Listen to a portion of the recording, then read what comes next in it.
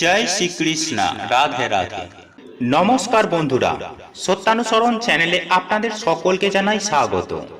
আমি আশা করি আপনারা সকলে ভগবান বা ঈশ্বরের কৃপায় ভালো আছেন, সুস্থ আছেন।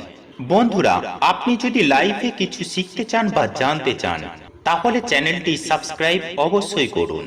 বন্ধুরা, সারা বছর সুস্থ ও নিরোগ থেকে সারা জীবন প্রচুর পরিমাণে অর্থ উপার্জন করতে চাইলে পৌষ পার্বণ চলাকালীন 3 দিন ভুল করেও খাবেন না এই একটি সবজি। হ্যাঁ বন্ধুরা, আপনারা একেবারে ঠিকই শুনছেন। আর আপনি যদি এই পৌষ পার্বণ চলাকালীন 3 দিনের মধ্যে একদিনও আপনি যদি এই সবজিটি খেয়ে থাকেন তাহলে মা লক্ষ্মী আপনার ওপর অত্যন্ত রুষ্ট হবে এবং মা লক্ষ্মীর কোপে পড়ে আপনি একেবারে ভিখারি হয়ে যাবেন। তথা পৌষ সংক্রান্তির দিন স্নান করার সঠিক সময়সূচি। এবং আপনারা যখন মকর সংক্রান্তির দিন স্নান করবেন আপনাদের স্নানের জলে মিশিয়ে নিন এই একটি জিনিস। এর ফলে আপনার 7 জন্মের পাপ ধুয়ে মুছে যাবে। বন্ধুরা, আজ আমি আমার এই ভিডিওর মাধ্যমে এমন একটি বিশেষ সবজির কথা বলবো। সেই সবজিটি আপনি যদি ভুল করেও পৌষ পার্বণ চলাকালীন আপনি যদি মুখে তুলেন তাহলে একদিকে যেমন আপনি মা লক্ষ্মীর কোপে পড়ে আপনার ধন সম্পত্তি অর্থ মান যশ ধ্বংস হয়ে যাবে, ঠিক তেমনি আপনার জীবনে দুঃখ কষ্ট জ্বালা যন্ত্রণা দারিদ্রতা লেগেই থাকবে। হ্যাঁ বন্ধুরা, এই খাবারটি যদি আপনি পৌষ পার্বণ চলাকালীন আপনি যদি খান মা লক্ষ্মী আপনার প্রতি এতটাই রুষ্ট হবেন যে দুর্ভাগ্য আপনার নিত্য সঙ্গী হয়ে উঠবে। কিন্তু যদি নিজেকে সংযত রেখে পৌষ পার্বণ চলাকালীন এই সবজিটি খাওয়া থেকে নিজেকে বিরত রাখতে পারেন তাহলে আপনি নরক যন্ত্রণার হাত থেকে মুক্তি পাবেন। অন্যদিকে মা লক্ষ্মীর আশীর্বাদে সারা বছর আপনার জীবনে অর্থবৃষ্টি হবে। হ্যাঁ বন্ধুরা, আপনারা একেবারে ঠিকই শুনেছেন, আপনি যা চাইবেন তাই পাবেন। তাই চলুন বন্ধুরা, জেনে নেওয়া যাক যে কোন সেই বিশেষ সবজিটি যেটি পৌষ পার্বণ চলাকালীন আপনি নিজে যেমন খাবেন না ঠিক তেমনি আপনি আপনার বাড়িতে রান্না পর্যন্ত করবেন না। তাই এই প্রসঙ্গে বিস্তারিত জানার আগে আপনাদের বলে রাখি, আপনি যদি আমাদের চ্যানেলে নতুন হয়ে থাকেন তাহলে চ্যানেলটি অবশ্যই সাবস্ক্রাইব করুন এবং পাশে থাকা নোটিফিকেশন বেল আইকনটি ক্লিক করুন। কারণ আমি বিভিন্ন প্রকার তন্ত্রমন্ত্র বশীকরণ, টোটকা, বাস্তু টিপস, জ্যোতিষশাস্ত্র, পুজো আরাধনা এবং ব্ল্যাক ম্যাজিক করা নিয়ে নিত্য নতুন ভিডিও আপলোড করে থাকি, যা প্রয়োগ করার মাধ্যমে আপনার জীবনে থাকা সকল প্রকার সমস্যার সমাধান করতে পারবেন। চলুন এইবার মূল আলোচনায় প্রবেশ করা যাক। তবে মূল আলোচনায় প্রবেশ করার আগে আপনারা যদি মা লক্ষ্মীর আশীর্বাদ ও কৃপা পেতে চান, যদি আপনারা চান পৌষ পার্বণে মা লক্ষ্মী আপনার গৃহে আসুক, তাহলে জয় মা লক্ষ্মীর জয়, মা তোমাকে আমার গৃহে স্বাগত লিখে কমেন্ট অবশ্যই করবেন। বন্ধুরা, শাস্ত্র মতে পৌষ মাসের বৃহস্পতিবার বলুন বা পৌষ পার্বণ বলুন, এই পৌষ পার্বণের সময় নিষ্ঠা ভক্তি ও আন্তরিকতার সঙ্গে মায়ের পুজো আরাধনা করলে সেই ভক্তের জীবনে সমস্ত প্রকার সমস্যার সমাধান হতে বেশি সময় লাগে না। তবে সুপ্রিয় দর্শক বন্ধুরা, আপনারা এই পৌষ পার্বণের লক্ষ্মী পূজায় মা লক্ষ্মীর অত্যন্ত প্রিয় যে জিনিসটি মাকে অর্পণ করতে হবে সেটি হলো মূল ফুল। হ্যাঁ বন্ধুরা, আপনি একেবারে ঠিকই শুনেছেন। পৌষ মাসের এই পৌষ পার্বণে মা লক্ষ্মীর পূজায় যদি কোনো ভক্ত মূল ফুল ও সর্ষে ফুল নিবেদন করতে পারে তবেই কিন্তু তার পূজা সম্পূর্ণ হবে। একই সঙ্গে আমি আপনাদের এটাও জানিয়ে রাখব যে এই সর্ষে ফুল ও মূল ফুলের পাশাপাশি একটি পদ্ম ফুলও আপনি নিবেদন করে মায়ের পুজো আরাধনা করতে পারেন। তবে মায়ের প্রিয় নারিকেল এবং পানি ফল তার নৈবেদ্যর মধ্যে অতি অবশ্যই রাখবেন। বন্ধুরা, কলা পাতার অগ্রভাগের মধ্যে মায়ের ভোগ নিবেদন করবেন এবং মা লক্ষ্মীর সামনে জ্বালিয়ে দেবেন একটি শুদ্ধ গাওয়া ঘিয়ের প্রদীপ। বন্ধুরা, আপনি যদি এইভাবে হৃদয়ের অন্তর থেকে নিষ্ঠা ভক্তি ও আন্তরিকতার সঙ্গে মা লক্ষ্মীর পূজা করেন এবং একই সঙ্গে আপনি যদি 108 বার মা লক্ষ্মীর গায়ত্রী মন্ত্র জপ করতে পারেন তাহলে মা লক্ষ্মীর আশীর্বাদ ও কৃপা সদা সর্বদাই আপনার সঙ্গে থাকবে। কিন্তু বন্ধুরা, মা লক্ষ্মীর পূজা আরাধনা করার সাথে সাথে তারই সঙ্গে একটি জিনিস অতি অবশ্যই মেনে চলতে হবে, সেটি হলো মায়ের অপছন্দের কোনো জিনিস এই পৌষ পার্বণ চলাকালীন ভুল করেও রান্না করবেন না। বন্ধুরা, আপনারা যদি এই সবজিটি পৌষ পার্বণ চলাকালীন 3 দিন আপনার গৃহের মধ্যে রান্না করেন, বা আপনি যদি বাইরে থেকে এনে বাড়িতে এনে খান, তাহলে মা লক্ষ্মী আপনার গৃহ থেকে চিরতরের মতো বিতাড়িত হবেন। আর এই সবজিটি হলো দানা জাতীয় যে কোনো প্রকার সবজি, সেটা হতে পারে বিনস বা বরবটি বা পটল।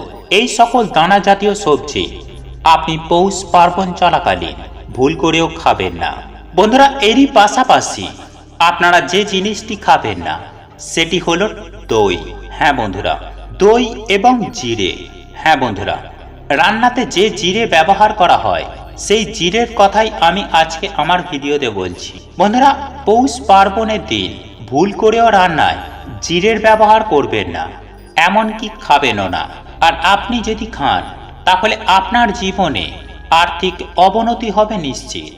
এছাড়াও দুধ থেকে যে দই তৈরি হয় সেই দইও কিন্তু পৌষ পার্বণ চলাকালীন সম্পূর্ণভাবে এড়িয়ে চলুন, কেননা আর্থিক ক্ষতির সম্মুখীন হতে আমরা কেউই চাই না।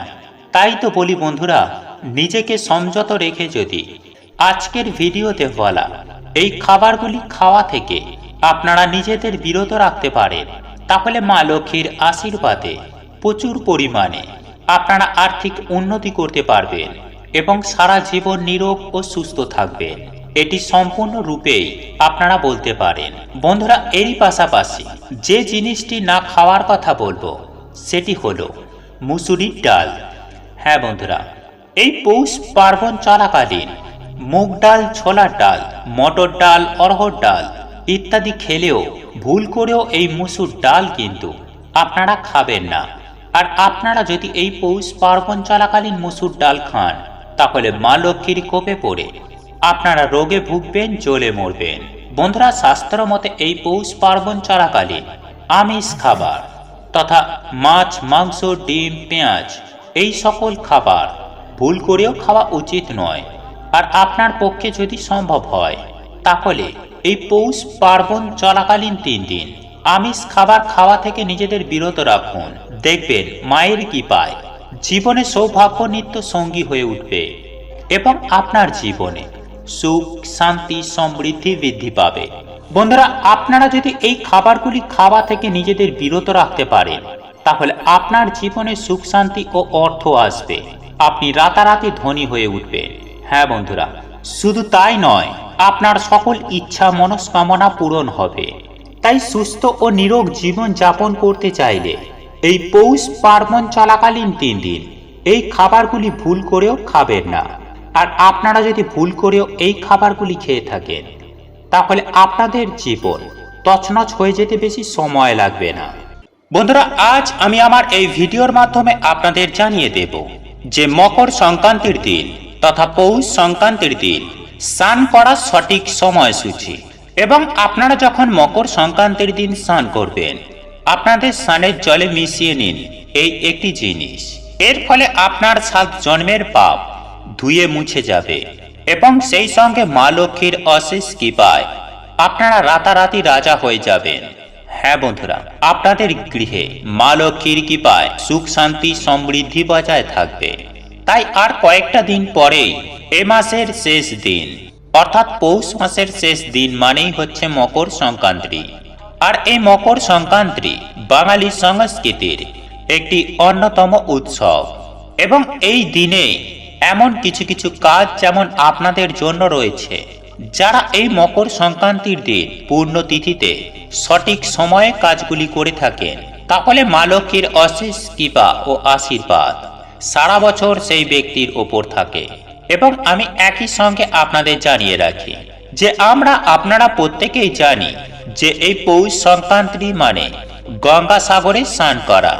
বন্ধুরা, কথায় আছে যে সব তীর্থ বারবার, গঙ্গাসাগর একবার।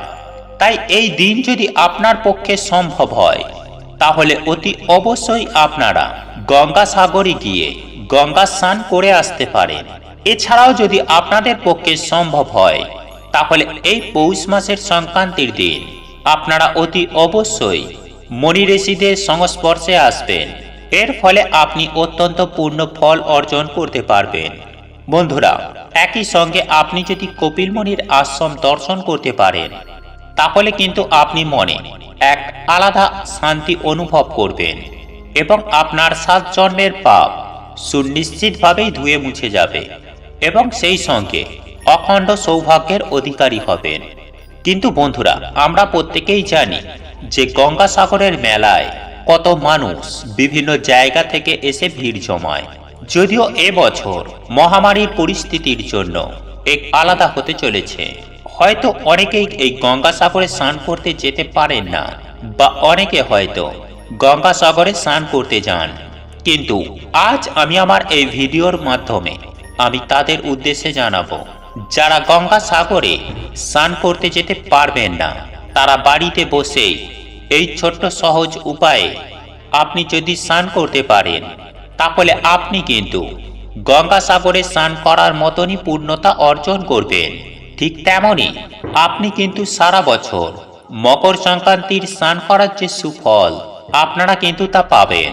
তাই এই প্রসঙ্গে বিস্তারিত জানার আগে আপনাদের বলে রাখি, আপনি যদি আমাদের চ্যানেলে নতুন হয়ে থাকেন, তাহলে চ্যানেলটি অবশ্যই সাবস্ক্রাইব করুন এবং পাশে থাকা নোটিফিকেশন বেল আইকনটি ক্লিক করুন।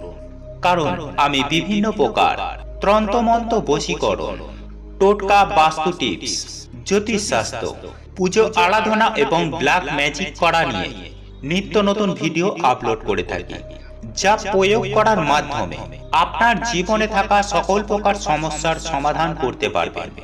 চলুন এইবার মূল আলোচনায় প্রবেশ করা যাক। তবে আপনারা যদি মা লক্ষ্মীর অশেষ কৃপা ও আশীর্বাদ পেতে চান, তাহলে জয় মা লক্ষ্মীর জয় লিখে কমেন্ট অবশ্যই করবেন। বন্ধুরা, আমি সবার প্রথমেই আপনাদের জানিয়ে দেব যে এই 2022 সালের মকর সংক্রান্তির দিন স্নান করার যে সঠিক শুভ সময়সূচি, সেই সময়টি আপনাদের জানিয়ে দেব। বন্ধুরা, এই পবিত্র মকর সংক্রান্তির স্নান করার শুভ সময় হচ্ছে সকাল 8:40 থেকে দুপুর 2:38 মধ্যে। বন্ধুরা, এই পূর্ণ তিথিতে অর্থাৎ এই শুভ সময়, আজ আমার বলা এই সময়ের মধ্যে আপনারা যদি স্নান করতে পারেন, তাহলে আপনারা খুব পূর্ণতা অর্জন করতে পারবেন এবং মা লক্ষ্মীর আশীর্বাদে আপনার গৃহে সুখ, শান্তি, সমৃদ্ধি বজায় থাকবে। এবং এই শুভ সময়ে স্নান করার ফলে আপনার জীবন থেকে তথা আপনার পরিবার থেকে সমস্ত প্রকার সমস্যা ধুয়ে মুছে যাবে। আপনার যদি দারিদ্রতা নিত্য সঙ্গী হয়ে থাকে, তাহলে আপনি এই সময়ের মধ্যে স্নান করুন। দেখবেন সুনিশ্চিতভাবেই আপনার জীবন থেকে দারিদ্রতা নামক করাল ছায়া সুনিশ্চিতভাবে দূর হয়ে গিয়েছে। বন্ধুরা, যদি আপনারা নিত্য রোগ ব্যাধির মধ্যে ভুগতে থাকেন, তাহলে আগামী 29শে পৌষ মকর সংক্রান্তির দিন অর্থাৎ 14ই জানুয়ারি মকর সংক্রান্তির দিন এই শুভ সময়ের মধ্যে স্নানের জলে এটি মিশিয়ে স্নান করুন। দেখবেন সুনিশ্চিতভাবে আপনারা উপকৃত হবেন। যাই হোক বন্ধুরা, এইবার আমি আপনাদের জানিয়ে রাখি যে আপনারা স্নান করার আগে গোলাপ জল, কালো তিল এবং কিছুটা পরিমাণ গঙ্গা জল সংগ্রহ করে রাখতে হবে।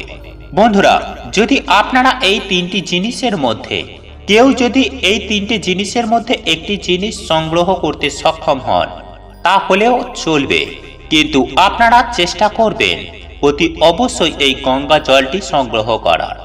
আর যদি আপনারা এই 3টে জিনিসই যদি আপনার স্নানের জলের মধ্যে মেশাতে পারেন, তাহলে তো সেটা খুবই উত্তম। যাই হোক বন্ধুরা, এইবার জেনে নিন যে এই 3টে জিনিসকে নিয়ে আপনারা কি করবেন। বন্ধুরা, আমাদের মধ্যে অনেকেই আছেন যারা গঙ্গাসাগরে স্নান করতে যেতে পারবেন না বা গঙ্গায় স্নান করতে যেতে পারবেন না। তাই যারা বাড়িতে বসে সমানরূপে পূর্ণতা অর্জন করতে চান, যারা গৃহের দারিদ্রতাকে ধুয়ে মুছে সাফ করে দিতে চান, যারা শত জন্মের পাপ ধুয়ে মুছে ফেলতে চান, তাদের উদ্দেশ্যে বলবো যে আপনারা এই মকর সংক্রান্তির দিন আপনারা অতি অবশ্যই সকাল সকাল ঘুম থেকে উঠবেন।